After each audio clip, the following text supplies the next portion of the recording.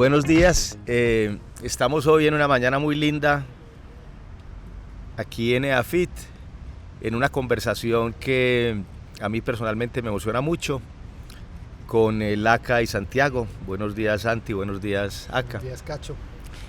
En un espacio que tenemos en el Centro de Estudios Urbanos Ambientales de la Universidad, en Urban, el podcast La Línea Amarilla, donde invitamos historias, personas que nos cuentan historias de vida, que los han transformado a ellos y que también han ayudado a transformar a otros, sobre todo relacionados con temas territoriales, urbanos. Estamos con Luis Fernando Álvarez, ACA, un gran amigo y compañero de viaje, y con Santiago Londoño. El ACA, pues seguramente nos vas a contar más adelante. ACA, te has movido en el arte, has estudiado en relación con el arte, terminaste nuestra maestría en estudios urbanos y ambientales, has construido una iniciativa cívica y de solidaridad en la Comuna 13 como agroarte, con las doñas y los jóvenes y las jóvenes allí, y muchas otras cosas como la tejeduría, que seguramente vamos a hablar aquí. Santi, pues tú vienes de otro lado, vienes del sur, del poblado en Medellín, vienes de otra, quiero decir, tu formación de abogado, has estado en el London School of Economics y has también hecho una carrera en el gobierno departamental como secretario de gobierno, y después de cada uno de esos viajes pues ustedes se encuentran, nos encontramos también, yo me incluyo ahí un poco, pero ustedes se encuentran y construyen un espacio improbable de relación que está teniendo consecuencias muy bonitas. Bienvenidos entonces, no sé si quieren, antes de que empecemos a conversar, comentar algo. Pues agradecer la invitación, este es un espacio muy bonito y como vos lo decís, nosotros tres somos amigos, vamos a hablar de cosas que nos unen, vamos a hablar obviamente también de algunas diferencias en nuestras historias, pero pues es muy emocionante estar aquí compartir el camino, pero sobre todo las proyecciones, porque yo creo que nosotros nos hemos encontrado un poco en preguntas del pasado, pero sobre todo nos encontramos en visiones de futuro, y eso es muy bacano. Yo creo igual que el camino del arte, que yo creo que a los tres nos gusta, ese viaje del arte, de los oficios que cada uno hace, y uno siempre dice, ¿cuál es ese camino del arte? En últimas, los que beben de esa fuente de agua, pues básicamente bebe también como de algo de la libertad, de donde fluye como la libertad, y alguien que tiene un oficio, un quehacer, lo mezcla con el arte, en últimas encuentra algo que no reconocía dentro de su sola línea. Entonces, muchas gracias, Alejo. Sí. Acá, empecemos contigo aquí a hacer una catarsis. Yo les decía ahorita que es más desde la emoción y el estómago que desde la razón, pero seguramente del origen, hablemos del origen, que nos lleva también y nos debe llegar al final, que realmente para poder construir una transformación sostenible tenemos que generar confianza y encontrarnos. Pero acá tú, la mayor parte de tu vida la has tenido de alguna manera en una realidad, sobre todo la niñez y la adolescencia, en un contexto muy complejo en la Comuna 13, en un momento histórico muy complejo de Medellín. Y eso te llevó después a un viaje largo. Yo conozco varias de esas historias, no sé si vamos a tener tiempo hoy de hablarlas, pero te llevó a un viaje largo hasta construir un espacio de solidaridad, confianza y de liderazgo en la 13 con Agroarte. Cuéntanos, no sé, 2 o 3 vivencias, reflexiones, fotografías de ese momento de tu vida de adolescente, y cómo mirabas a la comuna, a tu gente, pero también a Medellín desde allí, y cómo llegaste a construir ese espacio de liderazgo. Digamos, yo crecí específicamente en la León 13, ahorita es Alma Mater, y de ahí me llevaron para Manrique Oriental. Pues digamos, mi primer momento de vida del 1 año a 6 años fue Manrique Oriental, y en Manrique Oriental obviamente vivimos toda esa guerra entre las milicias de arriba de la Cruz y la Honda en contra de la gente que estaba intermedia y que luego, digamos, se convirtió Terraza, o fue la Terraza, digamos, como en el camino, y de ahí pues nos tocó que irnos por unas amenazas. La Terraza, para quien escucha este podcast que no es de Medellín. La Terraza es un grupo delincuencial que se encargaba y se encarga, todavía existe, del robo, pero también del sicariato. Sí. Tiene más de 40 años de historia. 40, imagínate. Entonces, y yo tengo 36 en este momento que les hablo. Y entonces de allá nos tocó que irnos, y llegué donde termina la Comuna 13 y empieza La Loma, San Cristóbal, uno de los corregimientos de San Cristóbal. En esa parte, digamos, tuve mi niñez, una niñez pues muy dura y violenta, una niñez muy dolorosa para muchos que no pudimos vivir en última la niñez, ¿cierto? La historia de nuestra niñez, y yo creo que para los que crecimos en medio de ese conflicto, para algunos que nos tocó que ser adultos muy pequeños, pues básicamente en la actualidad, para muchos que estamos adultos, no recordamos o anulamos momentos históricos de la niñez que fueron en última violentos. Yo de los 12 a los 17 enterré 23 de mis amigos con los que había crecido. La mayoría. Fueron, digamos, de ese barrio, de ese barrio, velorio tras velorio. Y desde muy pequeño pues me tocaba que guerrearme la historia, digamos, del centro de la ciudad, vendiendo mangos, aguacates, y ahí fue donde conocí el hip hop, ¿cierto? Digamos, como el rap más crudo del centro, de la historia del centro, después de la medianoche, y en ese tiempo me abrazó, iba cumpliendo 16 años, tenía 15 años, 16 años, me abrazaron unas doñas en una montaña, que es Loma Linda, y esas doñas pues me dieron como algunas ideas y algún cariño que me hacía falta en ese tiempo. Entonces de ahí, de ese cariño, pues yo aprendí cosas, pero también iba al centro, y entonces eran como dos realidades: la realidad de la ciudad dura, ¿cierto? Del rebusque, de las noches duras y de las madrugadas en el barrio, y los días sembrando con estas doñas arriba en la montaña. A los 16 llegaron las operaciones militares del territorio. Pues yo, cuando dicen de pronto que qué actor armado me gustaba, y yo me pongo a pensar y nunca me gustó ninguno, porque todos, tuve problemas con todos, o sea, con la delincuencia común, con las milicias, cuando llegaron a la casa con un arma y me la pusieron en la cabeza, con los paramilitares enamorados que porque teníamos historia en el barrio, luego la policía, digamos, con sus capturas y sus soltadas en otros barrios enemigos, y entonces nunca me gustó ninguno.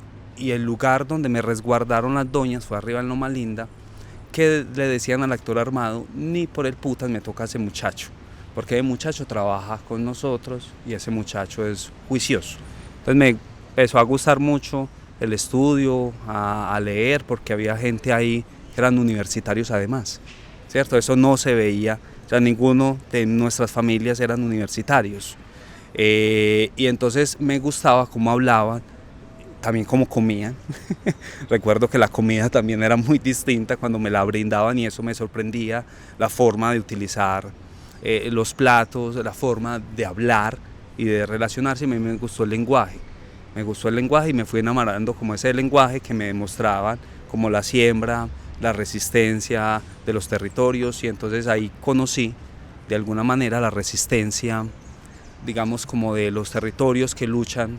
Y luego llegó la Escombrera, que fuimos, digamos, la primera gente que dijimos: vea lo que está sucediendo en la Escombrera arriba, en la parte alta, y vimos mucho dolor de mucha gente que llevaban allá. Yo con mis propios, en la 13, ese lado y ese lugar doloroso. Luego la guerra, pues, que va y vuelve. Explica qué es la Escombrera. La Escombrera es una fosa común, sí, que yo en mi adolescencia vi con mis ojos, o sea, nadie me lo contó, cómo desaparecían a la gente, los distintos actores armados tanto legales e ilegales. Entonces ahí crecimos como resistencia y aprendí pues como a cómo resistir a través de hacer un bosque, que es básicamente eso, ¿cierto? No era, sembrar, a partir de no era sembrar. ni siquiera la denuncia, sino como decir, quitar espacio para que esa escombrera creciera, y eso fue una resistencia muy dura, muy dolorosa también, y que luego nos llevó a formar a los chicos en los territorios, para la defensa del territorio, para hacer hip hop, sus primeras canciones, pero la guerra que no olvida hace fronteras invisibles, y una frontera invisible de esos en el 2012 van hombres armados a matarme en la casa, y pues logro salvarme digamos como de eso, y luego ya empieza una historia en la centralidad de la 13 a sembrar en espacios rurales para defender esos espacios. Y la memoria. Y la memoria. Y la memoria. Santi,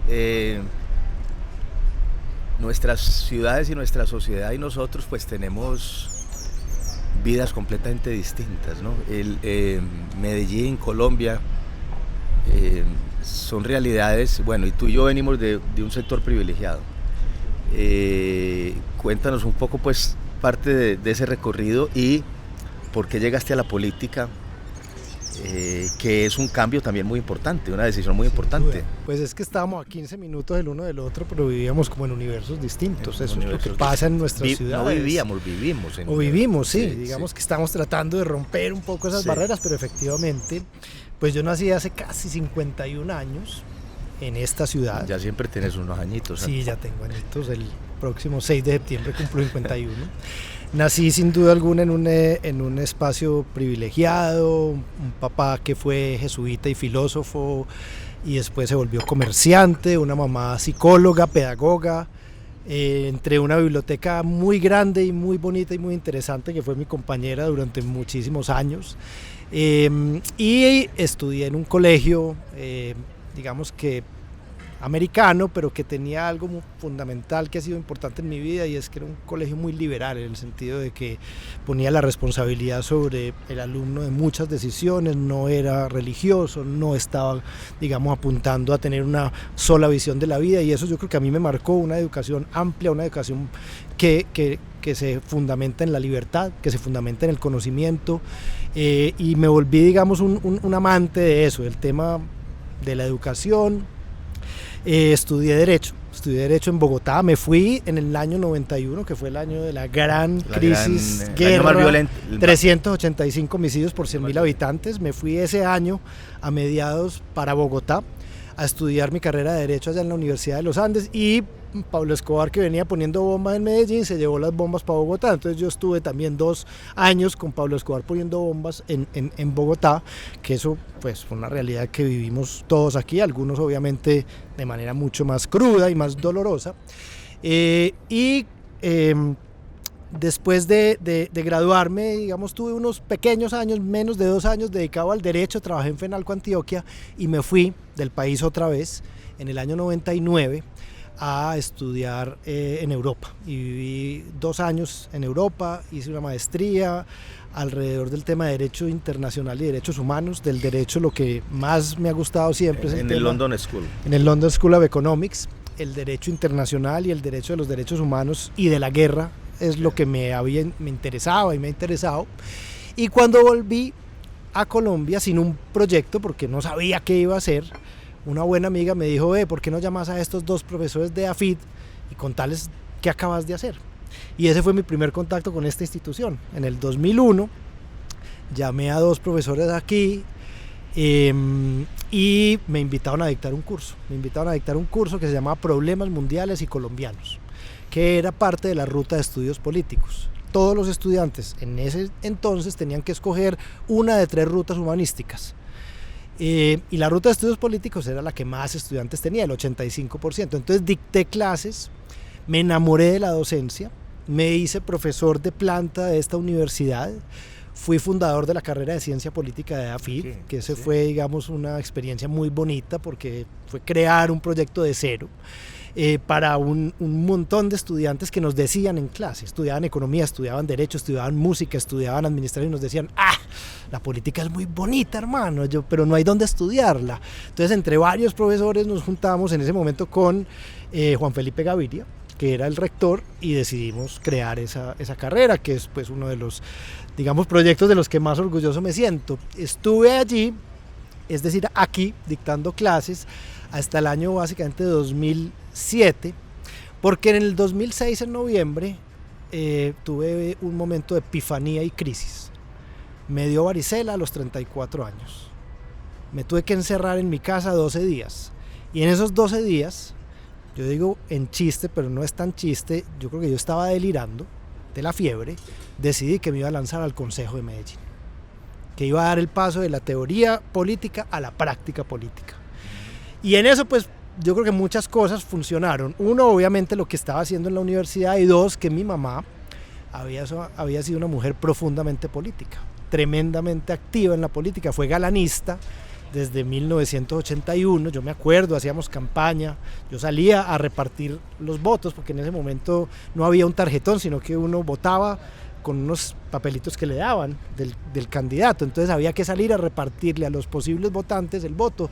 Yo me acuerdo, tenía pues menos de 10 años haciendo campaña, y a mí la política también me entró por ahí. Mi mamá, muy consciente de las injusticias, muy convencida de que la política era una herramienta de transformación, y entonces me metí a la política y digamos, como algo sorprendente, porque eso no suele pasar, en mi primer lanzada salí elegido concejal de Medellín en el año 2007 por Compromiso Ciudadano, el movimiento que había fundado Sergio Fajardo y Alonso Salazar, y pues que Cacho ha tenido contacto y tuvo contacto inicialmente también con ellos. Fui concejal de Compromiso Ciudadano y la ASI del 2008 al 2011. Y en el 2011 me retiré del consejo para ser el coordinador político de la campaña de Fajardo a la gobernación, y ganamos la gobernación. Yo, digamos, puedo contar esa historia que muy pocos políticos pueden contar, y es que las primeras 2 veces que hice política activa, gané yo como concejal y ganamos en la gobernación de Antioquia. Y tuve entonces 8 años en el sector público. Seguía conectado con la universidad, pero ya de maneras muy, muy distintas. Y digamos que después del 2015 empezamos una racha de campañas en las que perdimos. No tan exitosas. Fracasadas en el sentido electoral, no en el sentido humano, porque aprendimos muchísimo. Yo aprendí muchísimo, pero sí, no ganamos. Y empecé un proceso, digamos, de revisión muy profunda de mi vida, de mis proyectos, de mis preguntas. Y en esa revisión de preguntas caí a la maestría de Urban. Ya vamos a pasar ahí. Y ese es más o menos un poco mi historia hasta el momento. Sí, ahora que pones el tema de Urban o de la maestría, que fue realmente, llamémoslo, el encuentro de ustedes dos. Creo que yo con ambos nos habíamos encontrado, pues no creo, pues lo sé, antes. Simplemente 2 reflexiones sobre la maestría y sobre el origen de Urban, que pues estamos aquí como en este espacio, que uno de nuestros propósitos centrales que hemos ido aprendiendo y aún estamos todos construyendo la reflexión es realmente hay que quebrar ciertas preconcepciones para poder hacer procesos sostenibles en el territorio con mayor complicidad y empatía. Sin eso es imposible. Quiero decir, yo trabajé también en el gobierno y pues no voy a profundizar sobre eso, pero estas son historias de vida, de empatía y de construcción de liderazgos desde el territorio. Un poco en ese propósito de la maestría, pues nosotros diseñamos una maestría y soñábamos con que fuera un punto de encuentro distinto de formación. Hablemos un poco, cada uno de ustedes, el que quiera, cómo nos encontramos antes de la maestría o cómo llegaron a la maestría, que es en ese proceso de formación donde ustedes deciden desarrollar la investigación de la Comuna 13, que origina o es un punto de partida para un proyecto muy lindo que vamos, espero tener algo de tiempo de que hablemos de la tejeduría, pero cuéntenos cómo llegaron y por qué llegaron allí a ese espacio de formación. Pues, yo conocí, digamos, primero voy a contar lo que estaba sintiendo en ese momento. A mí, después del desplazamiento que tuve arriba en la loma y la nueva forma de vida, yo empecé a conocer, siempre me ha gustado conocer gente distinta y que piense de alguna manera distinta a mí. Siempre tengo como el palito. Me he encontrado con gente perpetradora de la guerra, con políticos, me he encontrado con muchos lenguajes, y entonces siempre me gusta entender cómo han vivido la vida, ¿cierto? Es como, digamos, un fetiche que tengo especial de entender como las vidas de las personas. Entonces en ese momento estaba preguntándome sobre los lenguajes del poder en esta ciudad, o sea, básicamente los lenguajes del poder, o sea, dónde se toman las decisiones, quién planea el territorio, cómo se mueve, digamos, esos distintos poderes.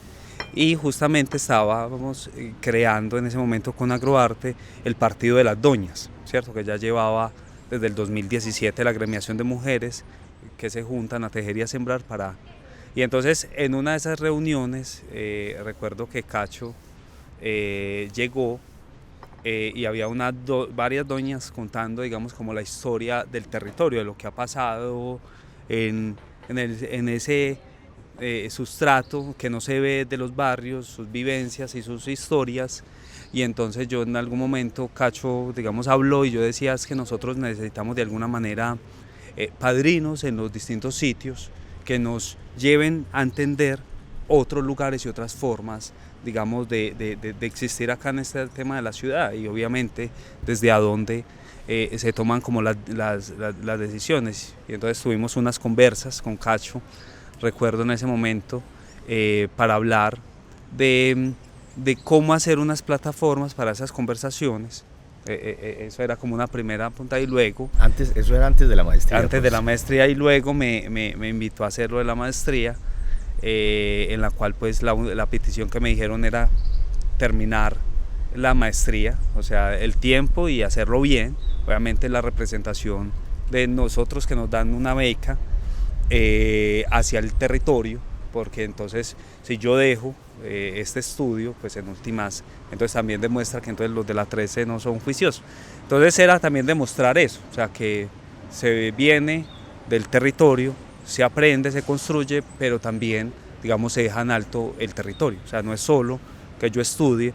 Y ahí, digamos, empecé a conocer gente, en especial de la maestría, que obviamente piensan y sus oficios son distintos, pero veía, digamos, como algunas falencias que nosotros tenemos en los territorios, que se podía suplir con otros dueños, otras ideas, pero que también lo que nosotros decimos y aprendemos del territorio era posible ponerlo, digamos, allí. Sí, Santi, y yo creo que, bueno, ya nos vas a contar de tus razones, pero creo, puedo estar equivocado, que una de tus motivaciones principales era tener más herramientas hacia la política, ¿cierto? Entraste, y no me acuerdo si ya eras consejero de la universidad cuando entraste a la maestría. Sí. Que para nosotros, sí, hace 5 años. Quiero decir, ha sido un privilegio tenerlos a ustedes dos. Sí, estaba en el Consejo Superior de AFID, hace 5 años estoy allá, y estando ahí, digamos, con varias reflexiones, una de ellas la que dices, yo creo que necesitaba cambiar mis preguntas, hacer otras y mejores preguntas y tener más herramientas para entender los procesos territoriales y los procesos políticos, pero en el sentido amplio de la palabra. Digamos que yo ya había de alguna manera entendido que el proceso político electoral era un capítulo sin duda importante, pero no era ni el único, y creo hoy en día ni el más importante. Hoy en día digo sin problemas que es muy importante tener buenos gobernantes y votar bien y tener buenos gobiernos, pero que las buenas sociedades son las que son capaces de avanzar a ritmos diferentes, incluso con malos gobernantes y malos gobiernos. Y creo que ese debe ser un reto de cualquier sociedad. Entonces, mis preguntas pasaban por eso, por entender mejor los procesos territoriales, políticos con P mayúscula,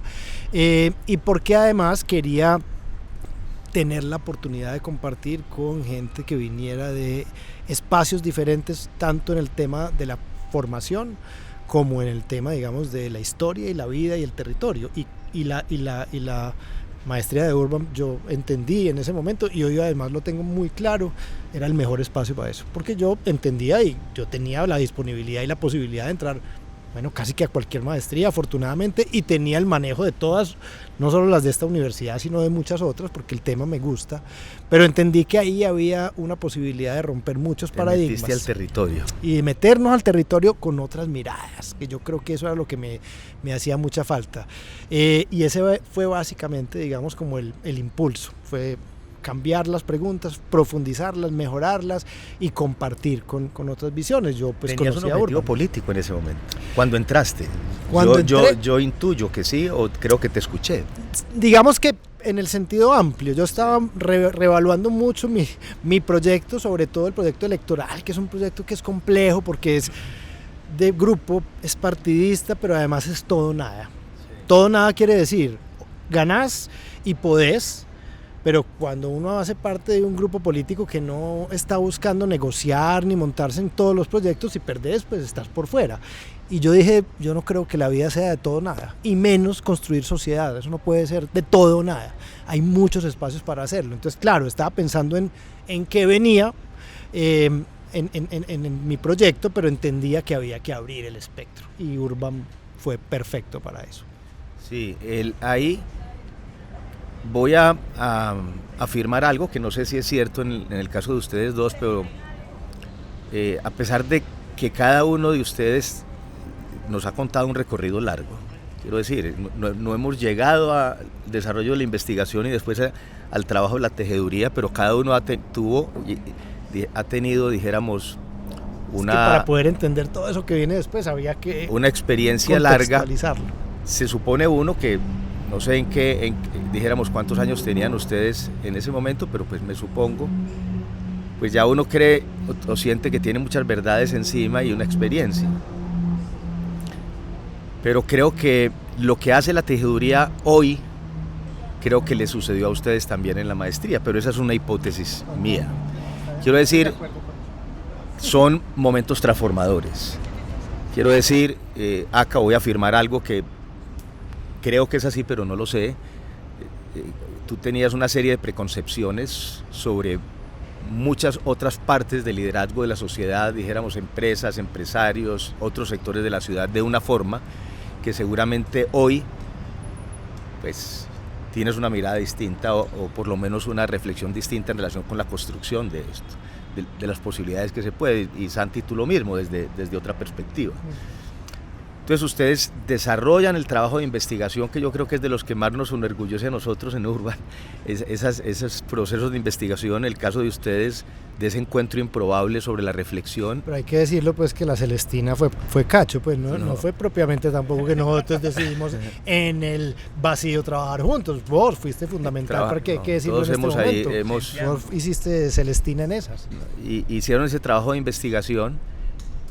Se encuentran, se meten el alma en un año de alguna manera de entender un proceso histórico muy complejo e inician esta iniciativa de la tejeduría que nos tienen que contar. Ese momento, lo que quiero preguntar es ¿qué transformación sucedió? ¿Qué vieron nuevo? ¿Qué experiencia de vida se cambió en ese año o en esos 2 años? Pero yo creo que hay algo muy, muy importante. Yo creo que el contexto de la maestría, por cómo está el valor del tiempo, fue fundamental porque parte de que hay múltiples liderazgos, múltiples miradas y procesos muy valiosos en los territorios que hay que entender. Yo creo que eso es fundamental, que no es llegar a crear o a inventar escuchar, y al adanismo, sí, y lo que hay que mirar. escuchar qué está pasando. Yo creo que el contexto es perfecto, pero hay algo, digamos, muy puntual y también como muy personal. Ya Laca lo decía, él es muy curioso, y él me arrancó a mí tomando café con un montón de preguntas, muchas muy duras, pues muy duras quiere decir, yo sabía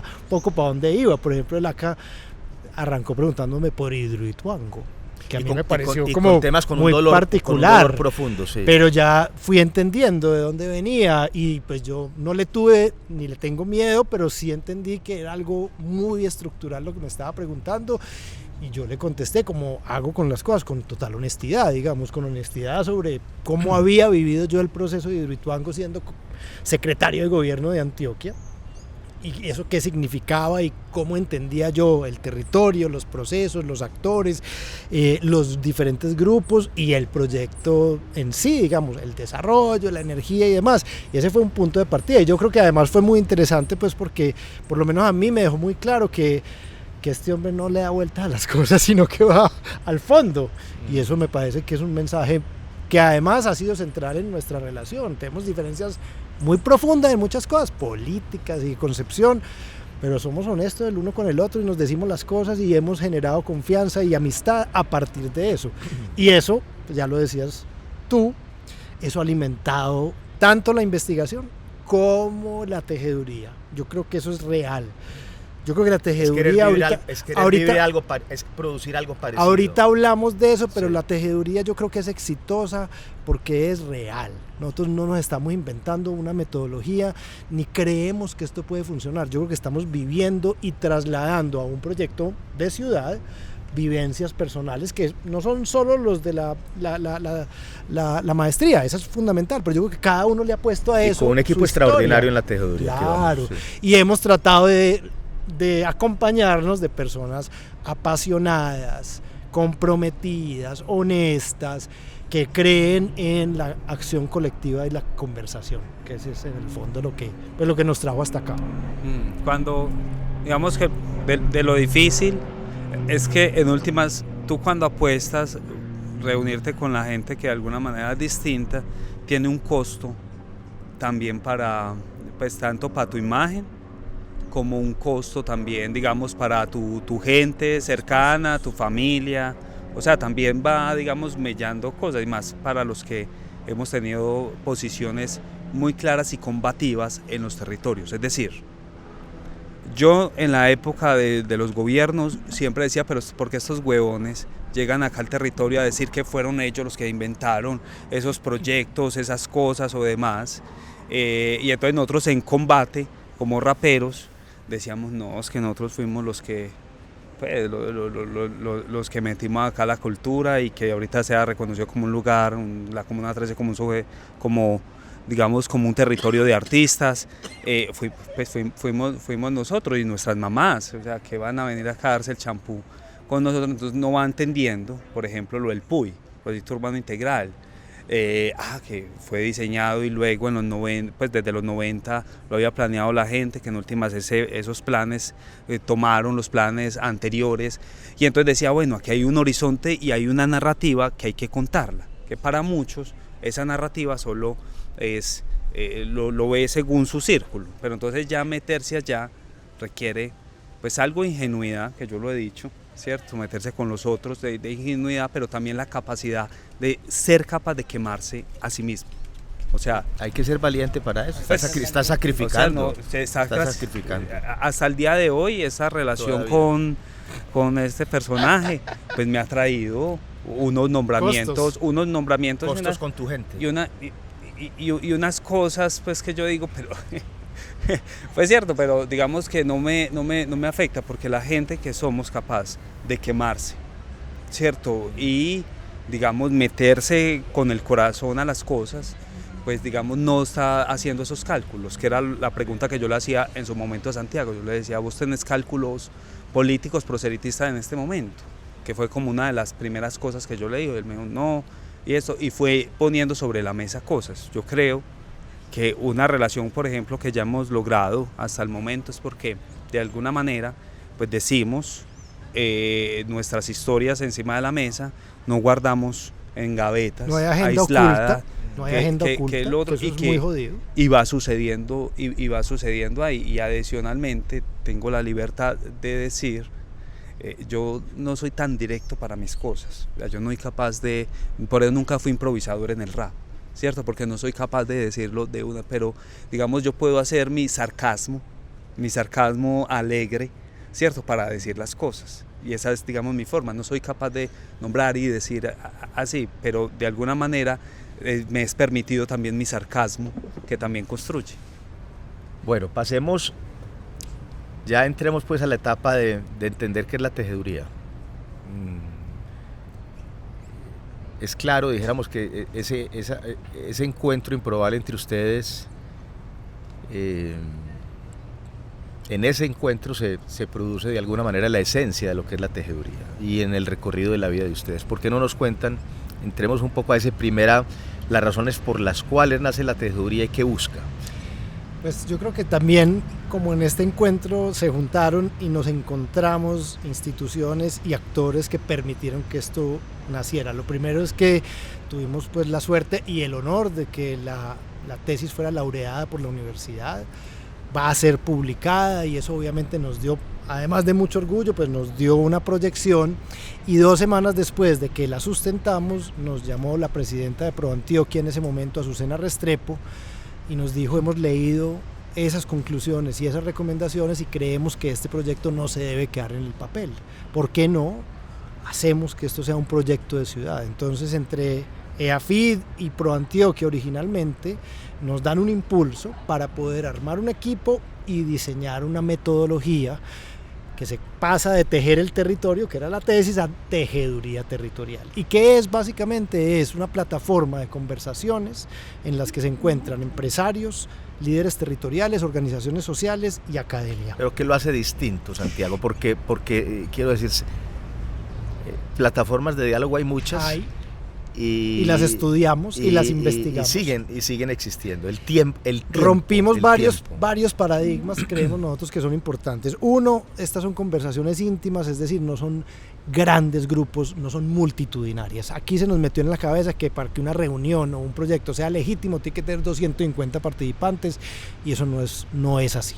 Legítimo y transformador. Nosotros creemos que hay que, precisamente porque lo que estamos buscando es volver a conectar y construir confianza, tiene que ser unas conversaciones íntimas, y para eso no pueden ser multitudinarias. Segundo, rompemos el sesgo muy paisa el sesgo de la acción, y es que siempre hay que estar haciendo cosas. Es decir, si nos juntamos 3 personas tiene que haber un proyecto sobre la mesa. Nosotros dijimos no, el proyecto es el resultado. El objetivo principal es reconocernos, conectarnos, construir confianza en condiciones de intimidad, de horizontalidad, de respeto. Eso se nos olvidó en esta sociedad. Ya no conversamos, ya no nos conocemos, y eso es fundamental para lo que viene después, que es la acción colectiva. La acción colectiva es importante, pero es el resultado, no es el punto de partida. Tercero, se llama tejeduría territorial porque el territorio es un actor. El territorio está presente, son territorios concretos, con historias, con actores, con problemas, con un montón de oportunidades, pero que hay que traerlos a la mesa. No podemos seguir hablando. El territorio es el escenario de la experiencia del proceso, ¿no? Y no podemos seguir hablando del modelo Medellín o del modelo X, Y, Z o de la problemática del empleo. No, ¿qué pasa en el territorio? ¿Qué está pasando allí? Porque ya lo hablamos, estas ciudades nuestras, todas, son entes cambiantes, complejos, que hay que saber entender desde su base y desde las relaciones básicas. Entonces el territorio es central. Y por último, los dos hemos sido, y todo el equipo, hemos sido muy claros y hemos sido además insistentes de que esto no puede ser algo coyuntural. Nosotros nacimos, digamos, escribimos la tesis en medio de la pandemia. Todo el 20 escribimos la tesis. La presentamos en medio del estallido social, a principios del 21. Entonces uno diría, no, esto es una reacción de ciertos sectores porque esto está muy complicado. Nosotros decimos, no, esto hay que hacerlo todos los años y hay que hacerlo de manera consistente y de manera coherente. No puede ser que esto sea simplemente una respuesta a una situación coyuntural. Conversar, construir confianza, entendernos, hay que hacerlo siempre. Y yo creo que esta ciudad, y eso lo vimos en la tesis, dejó de hacerlo. Estos territorios dejaron de encontrarse los actores, entonces nos volvimos más fracturados, más fragmentados, más desconfiados, y eso tiene una cantidad de consecuencias. Acá, la tejeduría, pero algo de esto, de temas del origen, pero para ir un poco más adelante en ese proceso en el que están. Pues, digamos, de ¿cómo lo hemos visto? Yo creo que cada sector, o sea, el empresarial, la universidad, la organización social, el líder territorial, tiene unas angustias, digamos, como adentro. O sea, propio de su quehacer, ¿cierto? De sentir que a veces quiere hacer cosas en el territorio y que eso no avanza, o que un tema de recursos, bueno, muchas cosas, o el miedo al otro. Entonces se vuelve como una válvula de escape donde poder decir, digamos, tanto lo que nos junta como lo que nos separa, poder tener esa posibilidad de decirlo. Y han salido, digamos, discusiones muy profundas frente al tema: ustedes por qué hablan mal de nosotros, o ustedes por qué creen que llegar con proyectos en paracaídas es lo mejor, ¿cierto? Estás hablando desde el territorio, las organizaciones, desde el territorio, desde la empresa, los emprendimientos y los empresarios. ¿sí? Sí. Y siempre dicen como, hay un discurso tanto de los emprendedores como de los empresarios que siempre dicen, yo lo he escuchado mucho, ¿sí? Digamos, no son personas con las que me sentaba, ¿cierto? Si no fuera por la tejeduría, dicen de los mangos bajitos. Siempre yo escucho, pero bueno, ¿cuáles son los mangos bajitos de la tejeduría? ¿Cierto? Sabiendo que ustedes dicen, no, en principio no vamos a hacer nada, ¿cierto? Y entonces los mangos bajitos, uno va diciendo las conversas sinceras que te puedes dar, ¿cierto? Esa inteligencia colectiva que vas tomando y que vas metiendo dentro del ADN de lo que haces. Y ahí, digamos, la gente que está son tomadoras de decisiones, tanto de territorio como de las empresas, de la universidad. No son gente que no sean tomadoras de decisiones. Y creo que muchas de las decisiones que hemos visto que han tomado como resultado de la primera corte fueron, digamos, decisiones que aprendimos juntos.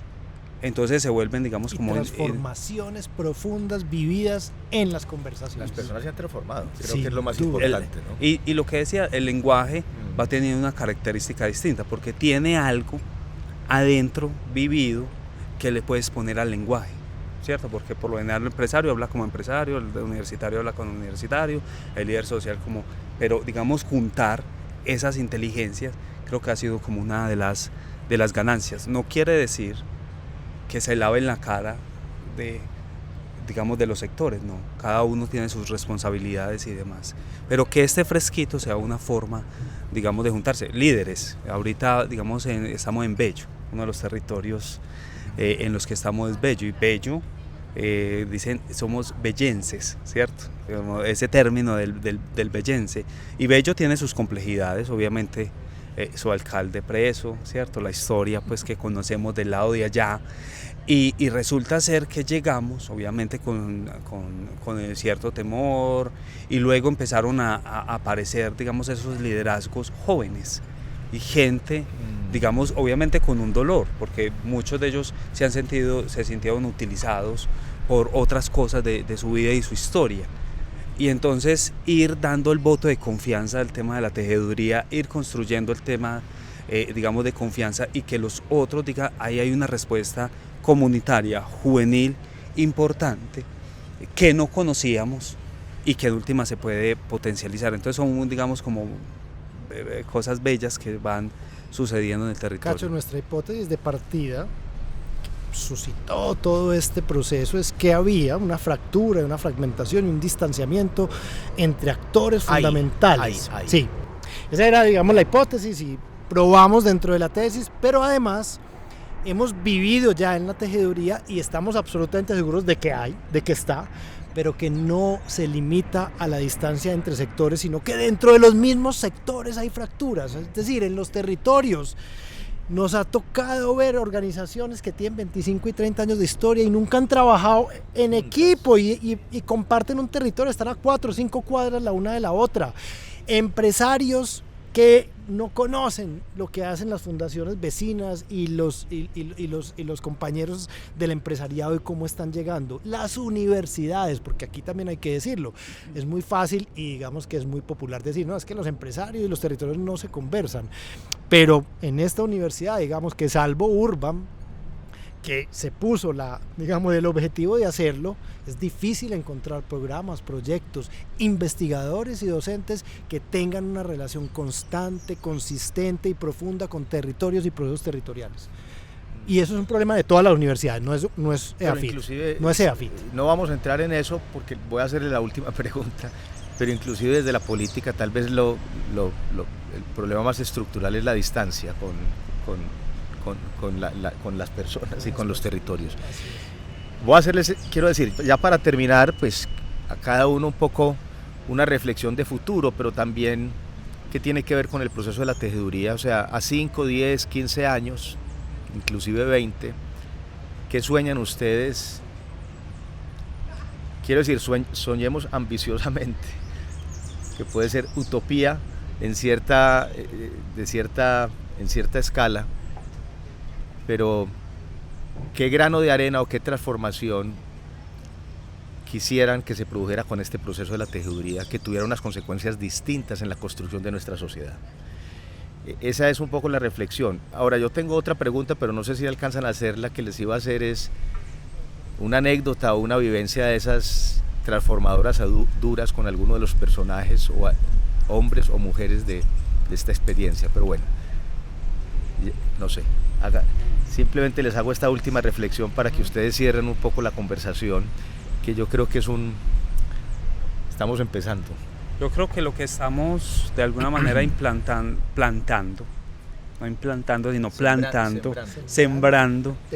sembrando es una forma distinta de llegar, digamos, a tejer esa confianza, ¿cierto? O sea, como una forma distinta. Yo creo que se han hecho, obviamente no somos los creadores yo creo que ya sobre esta tierra no hay nada por inventar, solo hay que volver a encontrar, digamos, como el sentimiento olvidado de la conversa. Es que la conversa es importante. Para mí no tenía, y ahí lo junto, digamos, con las dos preguntas que nos hicieron, para mí no tenía, pues yo soy una persona de la conversa, de la palabra. Me gusta entrenarla, me gusta aprender, me gusta probar las palabras y el sonido que tienen. Eso me gusta detenerme a mirar cómo la gente conversa y cómo le da símbolo en la palabra, pero nunca pensaba, pues ¿para qué me voy a sentar? Mientras estoy acá reunido 3 horas con esas personas, pues puedo sembrar 2 eras de lechuga.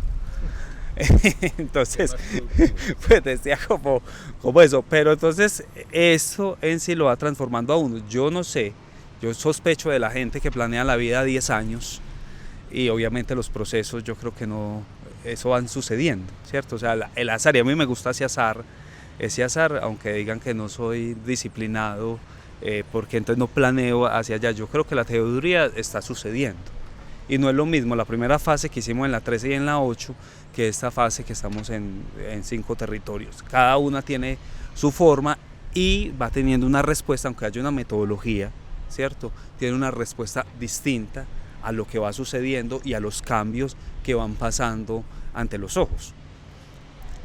¿Por qué? Porque igual hay digamos, como el conocimiento requiere tener un tiempo también donde se siembra y un tiempo de silencio. Solo que nosotros como seres humanos tenemos de alguna manera perder el tiempo en estas cosas.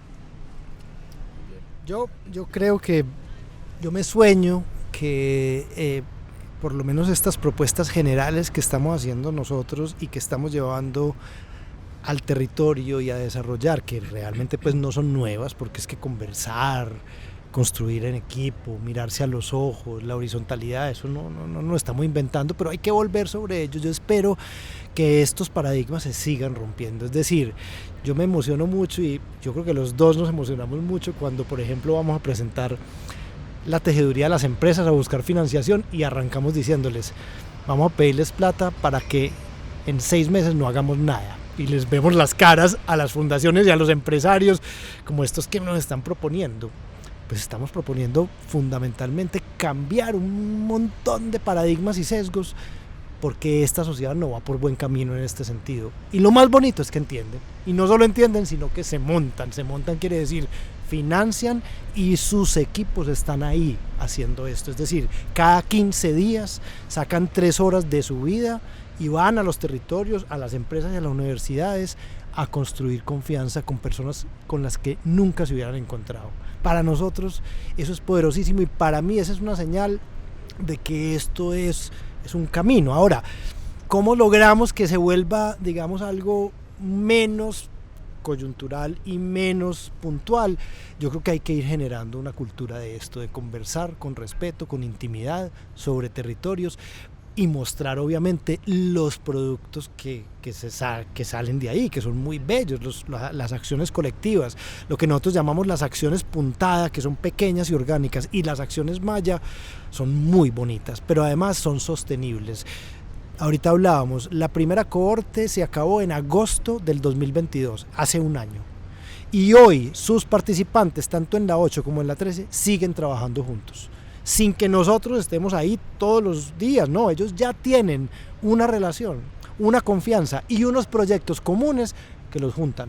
Si logramos hacer eso en un grado un poco más amplio, esta sociedad se transforma y se transforman las personas, porque yo creo que vos lo has entendido muy bien, Cacho, y es que no es solo transformar una metodología, que la metodología es importante. Aquí también en el fondo estamos buscando transformaciones profundas en los seres humanos. Y si eso no se da, y eso es una lección para mí de muchos frentes, si no hay transformaciones humanas, no hay transformaciones sociales. Se requiere eso para poder hacer procesos, llamémoslo, de construcción. Y la generosidad va de todos los sectores, quiero decir, porque el tiempo es muy valioso para todos. Y entonces clarísimo. En el territorio, los líderes comunitarios, las organizaciones también han hecho un esfuerzo muy grande de generosidad en su tiempo y de romper paradigmas en ese sentido. Bueno, yo creo que para mí realmente, y yo creo que para EAFIT y para Urban es un privilegio muy grande que quiero decir que la universidad y los programas de formación y estos ecosistemas puedan ayudar, porque solamente uno ayuda, porque realmente la historia la construyen las personas, ustedes, con unos líderes y unas lideresas extraordinarias que están en este proceso de la tejeduría, que no están aquí en la mesa, que ayudemos a construir mejores historias de vida. Nuevamente, entonces, es un privilegio, pues, muchas gracias, Cacho, ser amigo de los dos.